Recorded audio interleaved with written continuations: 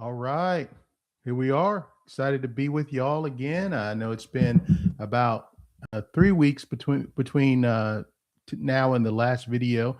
Usually I'm on a schedule of every 2 weeks. Some situations cause us to push back a week, but excited to get back on schedule with y'all. It's so important for us to be consistent, to continue on this journey together to empower children to overcome ADHD. And mainly we focus on youth that are 12 and under, but you can extrapolate this information with your wisdom to youth even older, even to yourself as an adult, as we look at the practical wisdom and the accurate info that's going to empower us to be in a place where we can understand children from a developmental not disorder perspective. I'm excited today because we get to come out of the snowpocalypse. How many of y'all had a recently, and depending on when you watch this video, this might be outdated, but recently we in the Midwest and in Arkansas and other places of the country had a lot of snow.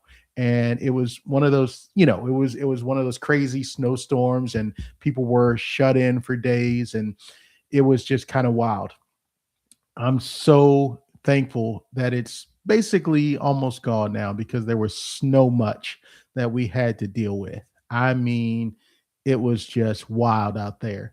And thank goodness we didn't have any major problems. So I'd say there were, snow problems that we couldn't overcome, but there were some challenges that we had to deal with. I'm so thankful that we are past that for the most part, so we can get to this video and maybe we won't have to deal with another Snowtorious Big for a while.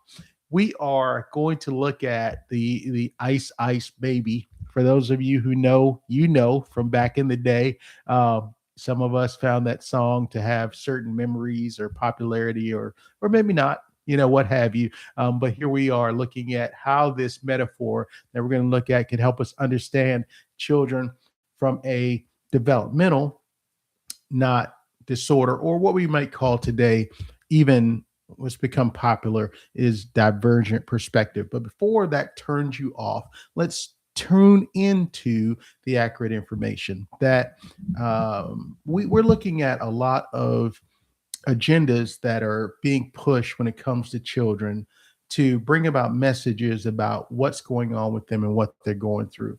But when you get past these agendas, which are not rooted in accurate information from a historical, scientific, even the diagnostic and statistical manual perspective, we can get to the heart of things that can empower you to understand your children because you want them to succeed.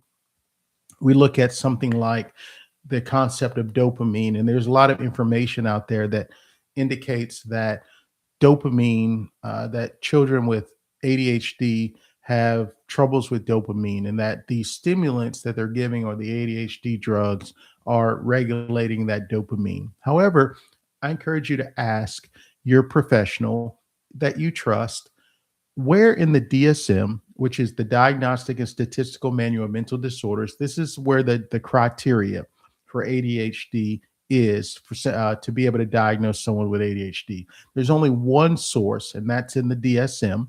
Ask about the latest version. They've had several revisions over time, but the latest version is called the DSM-5 text revision, the DSM-5 TR.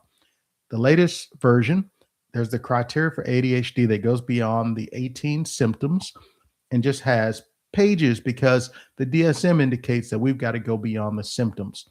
Ask your professional to show you where in the criteria the DSM indicates anything about chemicals, dopamine, or regulating those in the brain when it comes to ADHD. Here's a tip. They won't be able to show you that. But it would be interesting to ask because a lot of the treatment for it has to do with these stimulants. And the drugs are powerful. We're not talking about that they're good or bad. We're talking about these are drugs that do amazing things. However, when it comes to the agenda of what's happening in the brain, it's not accurate. Okay. So we want to get down to the accurate information. Why do we want to do that? Because when we understand that, yes, your child has struggles of various kinds, whether it's behavior or academics, or sometimes those wild behaviors of banging their heads on the floor or climbing out of windows or doing things that are super alarming. We get to understand that these are phenomenon that occur with children from natural reasons. And we're going to use the Ice Baby to help us understand that, because at the end of the day, when we can peel back the layers and get to the root of what's going on with our children, we can find empowerment, how to actually empower them. Whether they're on psychotropic drugs or not is, let's just say for the sake of this, irrelevant. But more so, how do we get to the point of understanding that psychotropic drugs cannot cure, cannot make them better, can push performance because of pushing dopamine, what has to do with motivation and things like that. Yeah, but do they actually help our children get better? Well, performance wise, but we want them to get better fundamentally as a person. And here's how we get to empower them. First, we start with understanding based on accurate info. So let's talk about the ice. Okay, here's a metaphor we're going to use for this to help us understand children. Now, we look at children out there in the storm. A lot of children want to play in the snow, maybe be on the ice in fun ways, but you can see children approach the ice with different levels of caution or none, depending on your child. Which children are more often willing to go out on the ice, just barring any kind of concern? Let's just say boys or girls. Which ones are more likely? Now, I know in your own home, but I'm just talking about overall statistically, which ones are more likely, right? Typically, it'll be boys that are willing to just go out there, and just doesn't mean necessarily your boy, but typically on average, boys are the ones who would just go out on the ice, reckless, barring abandon, and just go for it, right? Which children have a higher percentage of being diagnosed with ADHD? Boys or girls? Okay. Now, when it comes to situations, when we look at the fun of it, when it comes to ice, children can just enjoy that. But now we're going to use this metaphor to look at when children are not in a situation where they're out of school and it's playtime and they've got people watching over them and you're just trying to have fun. Now let's look at this ice as in a metaphor for situations when children, or I'm sorry, maybe more appropriate would be an analogy for situations where children are meant to do something that is not to them, um, as maybe interesting as the ice. Now let's look at two different children first, and then you can ask yourself, which child may I be dealing with? And when you can look at this personally or professionally, two different children. One child, okay, let's just break it down. One child is a child by their own personal inner motivation, is a child who will, when it comes time to do something else, when it's not time to be on the ice, like go in the house or do their work or go to bed, this child is more motivated to comply, because for them, they really buy into the hope of being able to please their caregivers, their adults.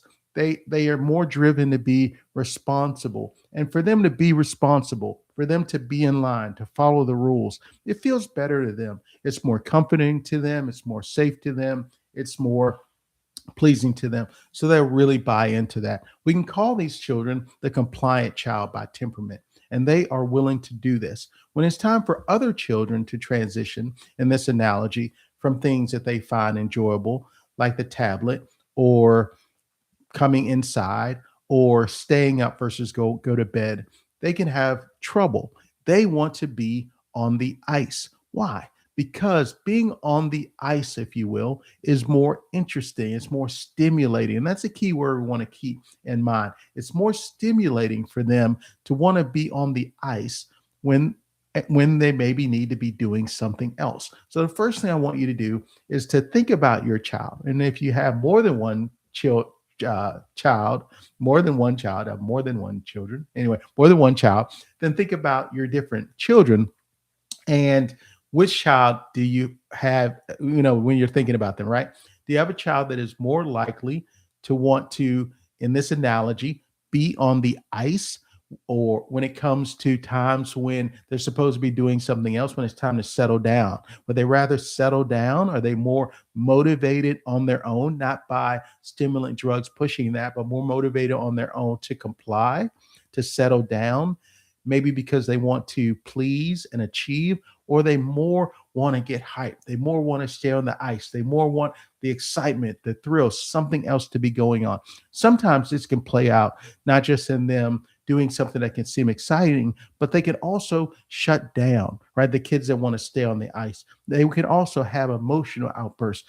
They can also have these things. Why? Because for them, they'd rather be on the the ice, if you will, than transitioning to doing other things that they wouldn't find as stimulating. Okay.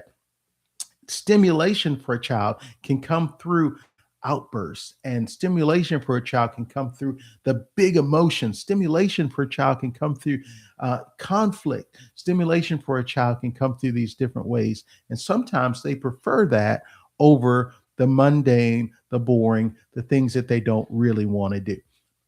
Now, when you think about your child, which child do you have? The child that's more willing to comply and go along, or the child that is more willing to, in this analogy, want to stay on the ice? And those are the children, the ones that want to stay on the ice, that we call the strong-willed children. And when we really break it down, these are the children that we call that quote unquote have ADHD, or that are neurodivergent.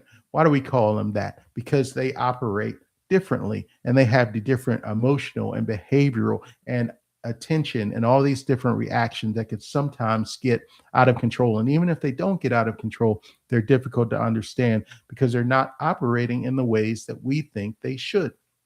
Well, we've answered the first question. You've been able to look at your child or different children and be able to assess, which child do I think this child is operating in line with? More like the compliant child who's willing to, in those times of transition, or when it's not maybe as quote unquote exciting, but maybe it's something that they're motivated to go to bed, to brush their teeth, to go to school, because they strive to be more kind of responsible? Or do I have a child that is more likely to want to lean into excitement, things being their way, to push away from the things that for them can be less stimulating? Now, again, we're not talking about a good or bad, right or wrong.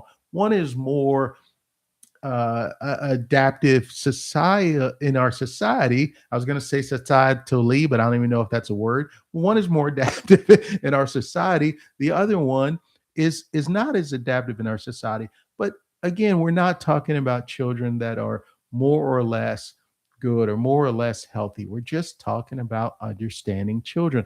Most of the time, if you've got one child in your family, typically you're going to have another child that's going the other way. Typically, people are going to have a mix. They're going to have a child or more than one child that's operating primarily with kind of this compliant nature or temperament. And you're going to have another one that wants to be on the ice. And if they can't be on the ice in their own way, in their own world, then they're going to have issues. They're going to have trouble because for them, it's not as stimulating. Now, when we get to understand our child, you also now get the second thing is to look at the situation. So now we understand the self of the child, and now we get to understand the situations. Think about the different situations in which your child may be having struggles. When are they most likely to have difficulties?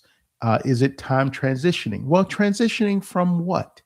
What are they transitioning from that they may be having difficulties with? How stimulating to them might the thing be that they are doing versus the thing now that they're asked to do? How stimulating it might be for that child to be on their tablet versus brushing their teeth, to be up versus going to bed, to be doing something out of their seat instead of sitting quietly. How stimulating might these things be or not be to the child? How might your child be reacting? How might they be getting on the ice, even if it's in a form of something that is not acceptable or okay? Getting out of their seat, running around, talking, crying, whining, begging, pleading, outbursts, hitting, these kind of things. These things to children can be very stimulating. Although they're not adaptive societally, again, I'm going back to that word. If it's a new word I made up, hey, AJ, new word, here we go. You heard? Yeah. Okay. But that's what we're talking about. Because when we get to understand children, we got to get past this narrative that they're disordered. We got to get past this narrative that something's wrong with them because they're having all these different challenges with attention or transitions, or maybe they're doing repetitive behaviors. And we keep wanting to put on these monikers that these have to do with some kind of disorder when it's really just children. These are not These are not abnormal things whatsoever, although the agendas and the narratives keep pushing this idea that children shouldn't act this way, that children should act in these ways. And now we're in a society where we can say, hey, we're getting past these stigmas or these boxes when it comes to how children behave, but yet we want to put them in boxes of divergence when we can really come to understand that our children are just children and they're motivated differently. Some are motivated internally to comply, to follow the rules, to be responsible. When it's time to not be on the ice, they're pretty okay with that. They may give a little pushback, but with some gentle correction or maybe even a little firm correction, they're good. Other children, they want to stay on the ice no matter what for them because it's more stimulating. And if the ice is a tablet or if the ice is a tantrum, they want to stay on the ice. What child do you have first? What is the self of the child in your care you're thinking about? What are the situations in which they have challenges? Think about that. Some of these situations can be confusing. Like I hear a lot of people say, well, my child will go to the office with the counselor and they're not acting up. Well, for that situation, that child may be weighing things out and it might be stimulating enough. Maybe not as stimulating as being on a tablet or something like that, but talking to the nice lady for them might be more stimulating in the sense that it's more pleasurable than being in a class, trying to apply their minds to do work that is absolutely not stimulating for them, right? Or maybe with their grandparents or with their parents or some kind of variation of that. They're more likely to comply. And maybe that or not give them a hard time or not have the difficulties. And maybe for them, because it's not exactly the ice, but it's pleasant enough. It's pleasant enough where they aren't challenged with things that are so detrimental to their ideas of stimulation that they're not fighting back and just running out on the ice. Sometimes children, I hear people say, well, AJ, my child has had this blow up or they bang their head or they've just done some kind of behavior that's just so far beyond comprehension. They just can't be something has to be going on mentally, right? Or maybe the consistency or the intensity of which your child has a struggle. People will say, this just can't be. There's no way this can be a natural phenomenon. But it is for children. And that's what we get to wrap our minds around, the accurate information that, yeah, a child can want to be on the ice so much that they can crash, they can skin their knees, they can slide into walls, and they can have all these different problems. But for them, it's more stimulating to be on the ice. And yeah, they do have consequences and different things, but it's not enough to deter them from the overall idea of being off to the ice, which for them at first can just seem really daunting because it would just seem boring and just kind of awful to just go along with all these things and expectations that people want for them. It doesn't have to do with what they want to do. However, how we can what we can do, we can shape our children.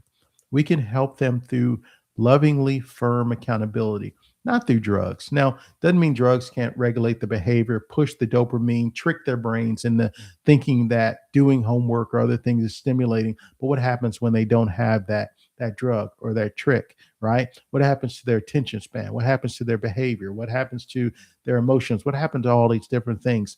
What happens to the long-term effects of life, love, and legacy when it comes to children and these drugs that we have no studies, no ways to quantify of what's going on. Now, again, we're not talking about these drugs being good or bad, or even for a time, like just making drastic change. We're not talking about any of that. We're just talking about what they are, that they can push that they can stimulate our children to perform better. But when we want them to be able to grow, we've got to understand them and do what's going to empower them. That in these times when they're not influenced by the drugs, that we hold them accountable. We start to set some expectations, are reasonable to be able to push themselves to say, I know you want to be on the ice right now versus going to bed. I know you want to be on the ice versus brushing your teeth. But I'm going to empower you to be able to control yourself, to self regulate, to handle yourself, to do what you need to do, regardless of how you feel. That's building the muscle